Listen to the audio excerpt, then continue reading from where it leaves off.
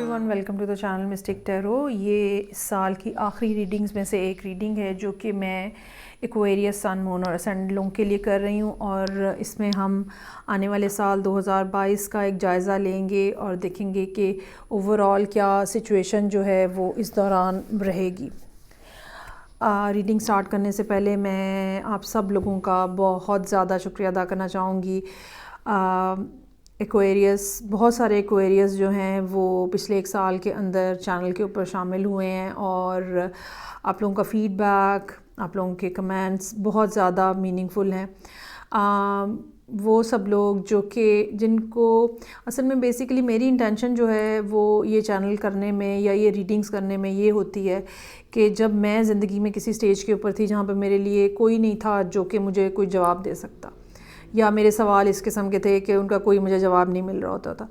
तो मेरी इंटेंशन ये है कि मेरी रीडिंग्स में इतनी रियलिटी हो या इस किस्म की बात हो जो कि आपको किसी न किसी जगह पे कहीं ना कहीं मुतमईन कर सके। कोई ना कोई जवाब, ज़्यादा ना सही तो कोई एक आधे सवाल का जवाब ही मैं उसको एड्रेस कर सकूं। बहुत सारी दफ़ा हम ज़िंदगी में इस बात के हाथों में परेशान हो रहे होते हैं कि हमसे फ़ैसला नहीं किया जा रहा होता, दिल कुछ और कह रहा होता है, हालात कुछ और कह रहे होते हैं। सो ये इस तरह के सब मामलात जहाँ पे आके ग्राउंड रियलिटी को देखते हुए आपके पास कोई समझ नहीं आ रही होती है क्या है, मैं ये चाहूँगी और मेरी इंटेंशन ये होती है कि कहीं ना कुछ ऐसी बात जो कि आपको कुछ लीड दे सके कि आगे क्या करना चाहिए। अगर आप रीडिंग को देखते हैं बहुत ज़्यादा शुक्रिया, अगर आप उसको लाइक करते हैं तो भी आपका बहुत ज़्यादा शुक्रिया, और अगर आप अपने फैमिली में, सब सिबलिंग्स में, फ्रेंड्स में बैठ के चैनल के हवाले से कोई बात करते हैं, रीडिंग के हवाले से कोई बात करते हैं, तो यकीनन मैं आपकी बहुत शुक्रगुज़ार हूँ। स्टार्ट करते हैं एक्वेरियस के लिए। एक्वेरियस, सन, मून और असेंडेंट। यहाँ पे मेरे पास 3 डेक मौजूद हैं। एक ये ऑरेकल डेक है, ये मैं इसलिए यूज़ करूँगी कि हम एक बिगर पिक्चर ड्रॉ कर सकें, एक ऐसा सेट ऑफ रूल्स बना लें, एडवाइस के कार्ड समझ लें आप इसको, जो कि आपकी ज़िंदगी के सारे एस्पेक्ट्स को कवर करे जो कि 2022 में आप जिनको समझते हैं कि इम्पॉर्टेंट हैं या आपके सामने आएंगे। एक जनरल एडवाइस जो कि एक अम्ब्रेला की तरह सारे मामलात को कवर कर ले। उसके बाद ये मेरे पास 2 डेक और हैं। ये दोनों डेक्स जो हैं ये राइडर वेट टैरो डेक हैं। इनमें कोई फ़र्क नहीं है एक्सेप्ट दैट कि इनकी प्रिंटिंग डिफरेंट है। और बस 2 क्यों इस्तेमाल कर रही हूँ, पहले 6 कार्ड्स जो हैं जनवरी से लेकर जून तक मैं एक डेक से ड्रॉ करूँगी, फिर दूसरे डेक से भी मैं जुलाई से लेकर दिसंबर तक का कार्ड ड्रॉ करूँगी। बाज़ दफ़ा क्या होता है कि कुछ मामलात जो हैं वो होते हैं और फिर कुछ टाइम के बाद दोबारा रिपीट होते हैं, या कुछ मामलात इस किस्म के होते हैं जिनके ऊपर हमें ज़्यादा एम्फसाइज़ करने की ज़रूरत होती है। तो जब आप 2 सेम डेक यूज़ करते हो तो कार्ड रिपीट होने का जो इम्कान है वो बता देता है कि ये मामला ज़्यादा अहम है, इसलिए मैं ये 2 डेक यूज़ कर रही हूँ। इनको मैं अभी साइड पे कर देती हूँ और हम पहले जो है वो ऑरेकल डेक से एक पिक्चर ड्रॉ करते हैं एडवाइस की, और देखते हैं कि क्या मामलात हैं जिनको लेकर, जिस बात के साथ आप यानी एक्वेरियस जो हैं वो 2022 में एंटर हो रहे हैं, और फिर बाकी जो आगे पूरा साल है उसमें क्या एडवाइस रहेगी आपके लिए। This is for Aquarius, sun, moon and ascendant please. अच्छा जी, clear the fog, get over yourself, और है डिसाइड द आउटकम। अच्छा, ऑलरेडी जो 2021 है, ठीक है, ये जब ख़त्म हो रहा है और नए साल में शामिल हो रहा है, ऑलरेडी कुछ ना कुछ मामलात पे अब आपको समझ आना शुरू हो गई है। कुछ ना कुछ स्टोरी जो है आपकी ज़िंदगी की, जिस भी मामले के हवाले से आप इंटरेस्टेड हैं उस पर कुछ ना कुछ आपका माइंड जो है वो क्लियर होना शुरू हो गया हुआ है। कुछ शक्लें, कुछ शबीहें, कुछ वाक़यात, कुछ डॉट्स एक दूसरे के साथ कनेक्ट होना शुरू हो चुके हुए हैं। और 2022 का जो स्टार्टिंग टाइम होगा उसमें मज़ीद फ़र्दर ये क्लैरिटी आपको मिलती चली जाएगी। जैसे जैसे टाइम गुजरेगा क्लैरिटी आपको मिलती चली जाएगी। एक पहली बात तो ये है। दूसरा कार्ड है गेट ओवर योरसेल्फ। ये बड़ा ही इंटरेस्टिंग कार्ड है और अभी तक अब ये सेकंड लास्ट रीडिंग है क्योंकि मैंने एरीज से स्टार्ट किया था, तो अभी तक सिर्फ एक जगह पे, पता नहीं या तो शायद कैंसर में या शायद लिब्रा में, ये कार्ड इस पोजीशन पे रिपीट हुआ है। और मे बी आप रीडिंग्स चेक कीजिएगा, मे बी आप उनके उस तरह के किसी साइन के साथ डील कर रहे हैं। बहरहाल यहाँ पे गेट ओवर योरसेल्फ का क्या मतलब है? होता क्या है कि हमारी ईगो जो है वो हमें मजबूर किए देती है कि हम एक ख़ास किस्म का इमेज जो है वो बना के रखें। हम प्रिटेंड करते हैं, हम एक फ़ेक फ़ेस जो है अपने असली फ़ेस के ऊपर लगाए रखते हैं और उस फ़ेक फ़ेस से हम अपनी रियलिटी को छुपाने की कोशिश करते हैं। वो आपको यहाँ नहीं करना है। इस साल में ख़ास तौर पे ये फ़र्स्ट हाफ़ जो है, you need to be the real you. जो असल में है, वो जो अंदर है वो बाहर है, ये होना चाहिए। और जितना ज़्यादा आप रियलिटी के करीब रहेंगे, जितना ज़्यादा आप अपनी ट्रू सेल्फ़ और रियल सेल्फ़ के करीब रहेंगे, मामलात, चीज़ें, हालात, वाक़यात, उतने ज़्यादा आप ये समझ लें कि बेहतरी की तरफ जाएंगे। चाहे अच्छा, ये कार्ड अमूमन उन लोगों के लिए आता है जो कि बहुत ज़्यादा प्रिटेंशियस होते हैं। मैं ये एक नेगेटिव सेंस में नहीं कह रही हूँ, बाज़ दफ़ा हम अपना भरम रखने के लिए भी चीज़ों को छुपा रहे होते हैं, लेकिन अभी वो टाइम पीरियड है जहाँ पे आपको किसी भरम, किसी इमेज, किसी इम्प्रेशन, किसी फसाड, किसी मास्क की ज़रूरत नहीं है। You need to be raw, you need to be yourself. जितना ज़्यादा आप रियलिटी के करीब रहेंगे उतने मामलात आपके बेहतर रहेंगे। दूसरा कार्ड जो है डिसाइड द आउटकम। अच्छा, होता क्या है कि पहले हम सोचते हैं कि अच्छा हम ऐसे करेंगे, फिर ये होगा, फिर ये होगा, फिर ये होगा, तो अल्टीमेटली क्या रिज़ल्ट निकलेगा? हमारा अमूमन जो थिंकिंग पैटर्न है वो ये होता है। लेकिन ये कार्ड ये कहता है कि नहीं, you have this ability, whatever you are thinking, whatever you want to achieve, you can get that. So rather than starting कि मैं यहाँ से प्रोजेक्ट स्टार्ट करूँगा, you should think मुझे एंड प्रोडक्ट क्या चाहिए। आप अपनी ज़िंदगी के उस पर्टिकुलर मामले के ऊपर जिसकी वजह से आप ये रीडिंग देख रहे हैं, आप असल में नतीजा क्या निकालना चाह रहे हैं? क्या आप किसी से शादी करना चाह रहे हैं? क्या आप बिलियनर होना चाह रहे हैं? क्या आपको कोई ख़ास कंपटीशन जीतना है? So start from that point जो कि आप अचीव करना चाह रहे हैं, और फिर आहिस्ता आहिस्ता उससे बैकवर्ड आएँ कि अच्छा इसके लिए पहले ये करना चाहिए, उससे पहले ये करना चाहिए, अच्छा उससे पहले ये करना चाहिए। जब आप ये करेंगे तो आपका जो माइंड सेट होगा या जो आपके जहन में सोच रहेगी वो उस चीज़ के ऊपर होगी जो हासिल करनी है। तो जो रास्ते की डिफ़िकल्टीज़ हैं उनके ऊपर आपका ध्यान जो है वो कम होगा, और जो एम है उसके ऊपर आपका फोकस ज़्यादा होगा, और यही वो आपको चीज़ करने की ज़रूरत है। सो बेटर डिसाइड आप हासिल क्या करना चाह रहे हैं।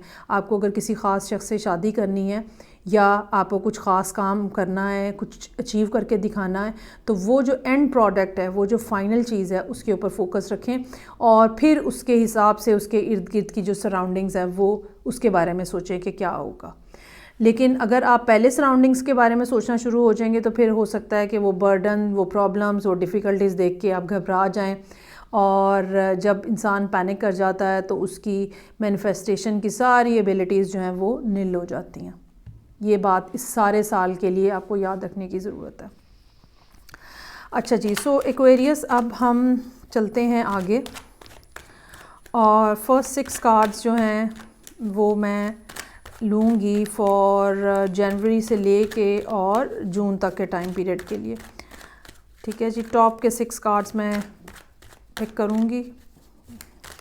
देखते हैं कि क्या मालूमात हैं for Aquarius please. Sun, moon and ascendant.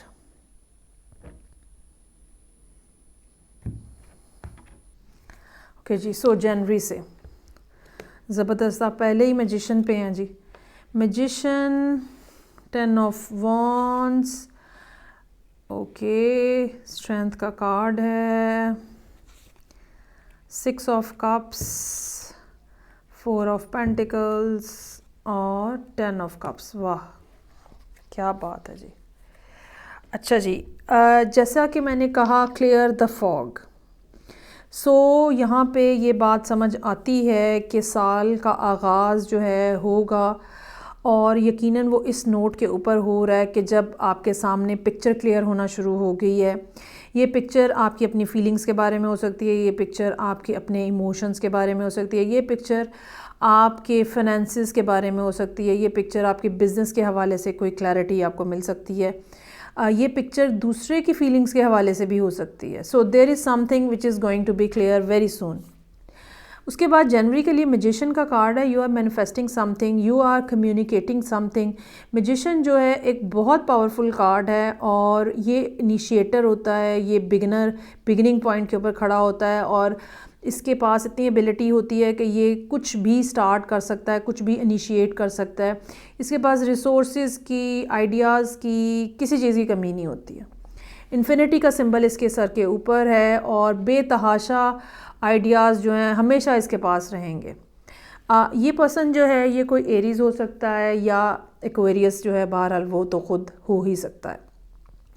सो ये जो जनवरी का महीना है ये काफ़ी हद तक आप ये समझ लें कि इस लिहाज से फ्रूटफुल होगा, आइडियाज़ की भरमार रहेगी, और कुछ ना कुछ आप मैनिफेस्ट करते रहेंगे। उसके बाद मेरे पास नेक्स्ट कार्ड जो है फरवरी के लिए 10 ऑफ वॉन्ड्स का कार्ड है। 2 10 के कार्ड्स यहाँ मौजूद हैं।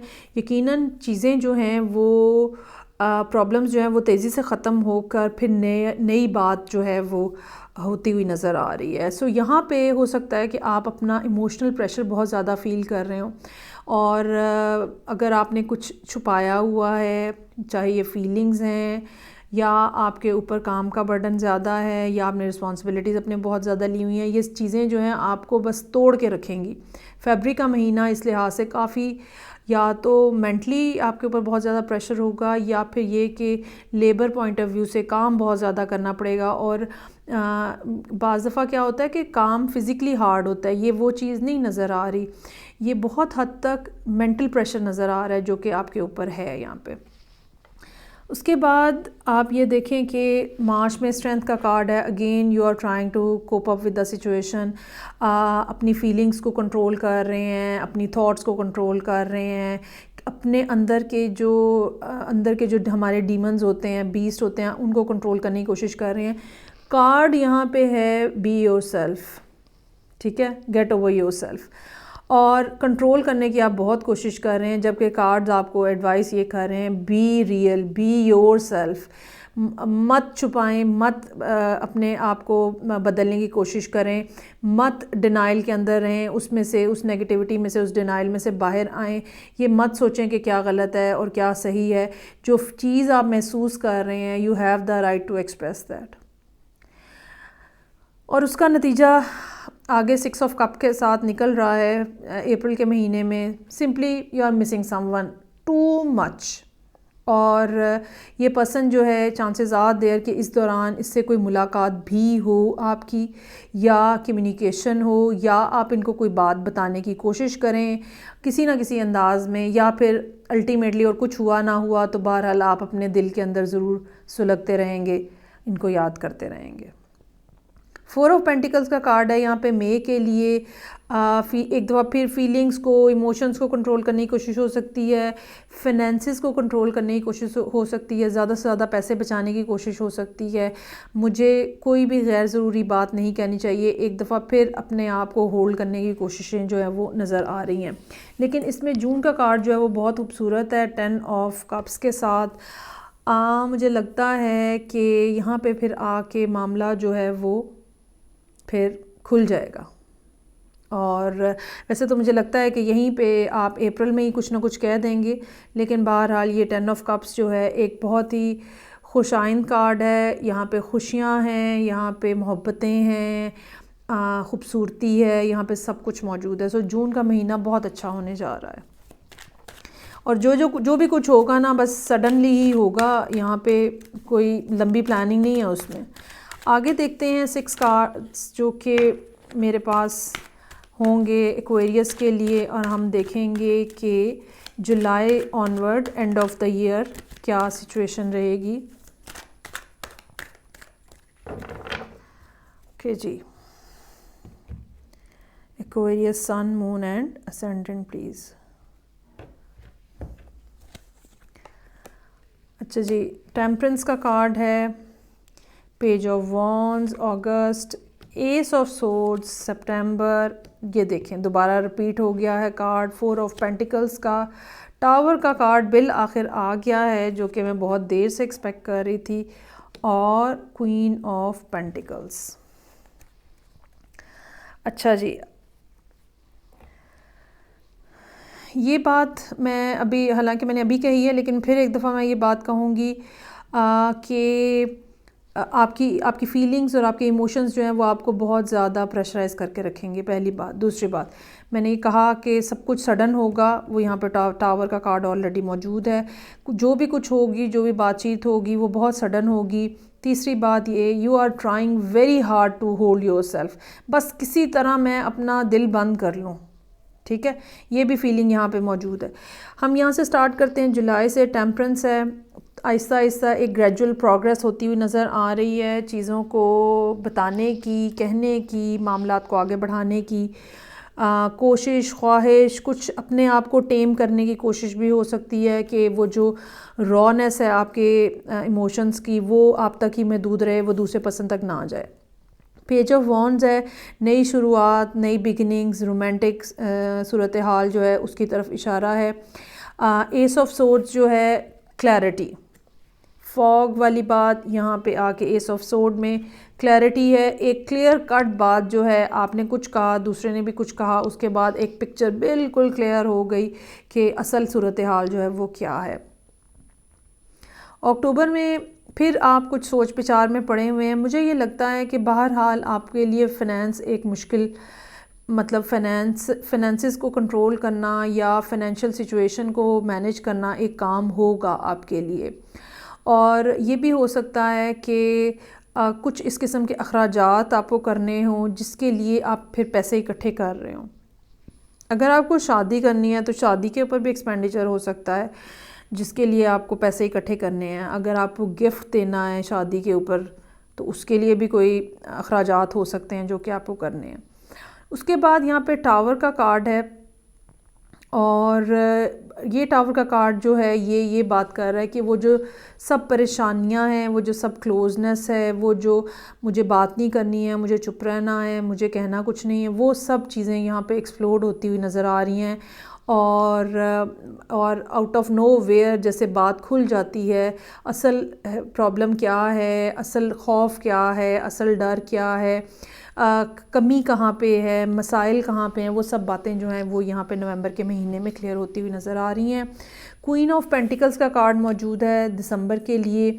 अगेन ये चीज़ जो है ये शो करती है, एक तो ये टॉरस को डिनोट करता है ये कार्ड, दूसरी ये बात ये चीज़ शो करती है कि आप एक दफ़ा फिर अपनी उसी केयरिंग नर्चरिंग तबीयत के अंदर आ रहे हैं जहाँ पे आपको अपने इर्द गिर्द वालों का, अपने करीबी लोगों का बहुत ज़्यादा एहसास होता है, और आप एक मदरिंग से अंदाज़ में उनकी केयर करने की कोशिश कर रहे होते हैं। ये भी हो सकता है कि आप अपनी फ़ाइनेंशियल सूरत हाल को इम्प्रूव करने के लिए एफ़र्ट्स जो हैं वो आप करना शुरू कर दें। जो आपके रिसोर्सेज हैं फ़ाइनेंशियल, वो अगर कोई स्कैटर्ड हैं तो उनको सबको कलेक्ट करके हिसाब किताब करना शुरू करें। ये दिसंबर के महीने की बात नज़र आ रही है। बात क्या बनी है यहाँ पे एक्वेरियस के लिए, भाई अगर आपको कुछ करना है ना इस साल में, if you want to get something और if you want to achieve something, you need to be very clear, you need to very open and blunt first of all. और सेकेंडली, रादर दैन थिंकिंग कि ये कैसे होगा, यूँ करूँगा, ये करूँगा, इसकी बजाय आपको ये सोचने की ज़रूरत है कि आपको करना क्या है। आप उसी पॉइंट के ऊपर फोकस रहें कि कुछ ये हो, ये रास्ता इख्तियार करूँ, ये रास्ता इख्तियार करूँ, ये रास्ता इख्तियार करूँ, या ये करूँ, जाना मुझे यहाँ पे है और मुझे इसी पॉइंट के बारे में सोचना है। और जितनी भी कन्फ्यूजन्स हैं अल्टीमेटली वो इस साल में ख़त्म होती हुई नज़र आ रही हैं। प्लानिटरी पोजीशंस भी अल्टीमेटली इस साल आपके हक़ में बेहतर हो जाएंगी अगर आप एक्वेरियस असेंडेंट हैं तो। सो ये थी रीडिंग जो कि एक्वेरियस लोगों के लिए थी, sun moon and ascendant. I hope आपको अच्छी लगेगी, कुछ ना कुछ आपका भला और फ़ायदा इसमें से होगा। मैं आपसे नेक्स्ट रीडिंग के साथ फिर मिलूँगी। अपना बहुत ज़्यादा ख्याल रखिएगा। खुदा हाफिज़।